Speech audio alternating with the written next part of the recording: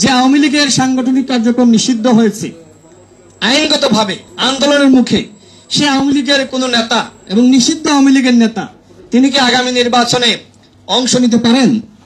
আপনারা বলেন পারেন? এই নিষিদ্ধ আওয়ামী লীগের কোন নেতা আগামী নির্বাচনে স্বতন্ত্রভাবে অংশগ্রহণ করার সুযোগ নাই। যদি এরা নির্বাচনে সুযোগ পায় সেক্ষেত্রে কি করবে? এই যে আওয়ামী লীগের যতগুলো গুন্ডা মাস্তান পালিয়ে আছে, নির্বাচনের সময় দেখবেন যে এরা সবাই ওই আওয়ামী লীগের নেতা যিনি স্বতন্ত্রভাবে দাঁড়াবে ওর পিছনে সবাই আসা শুরু করে দিবে। যত ধরনের গোলযোগ করা দরকার, নির্বাচন বানচাল করার জন্য যা যা করা দরকার সবই করবে।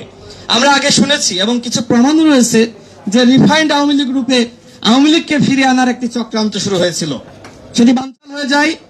ছাত্র জনতা গ্রহণ করে নাই। এরপরে যেটি হয়েছিল যে জাতীয় পার্টির কাঁধে ভর করে আওয়ামী লীগকে ফিরিয়ে আনা, সেটিও হয় নাই, জনগণ গ্রহণ করে নাই।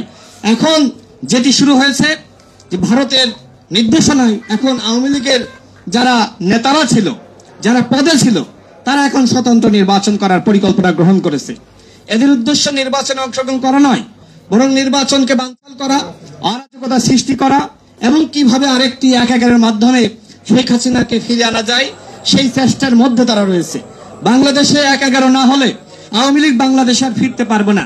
এই জন্য আওয়ামী লীগের উদ্দেশ্য, আওয়ামী লীগের নেতাদের উদ্দেশ্য যে স্বতন্ত্রভাবে নির্বাচনে অংশ নিয়ে নির্বাচনকে ভণ্ডুল করে একটি একাগার সৃষ্টি করা এবং এর মাধ্যমে শেখ হাসিনাকে বাংলাদেশে ফিরে আনা।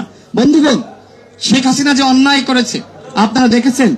এই গণ অভ্যুত্থানে জাতিসংঘ বলছে 1400 মানুষকে গুলি করে নির্বিচারে শেখ হাসিনার নির্দেশনায় হত্যা করা হয়েছে। বিচারের আগে আওয়ামী লীগের নেতারা নির্বাচনে অংশ নিবে আর আমরা কি বসে বসে ললিপপ খাবো?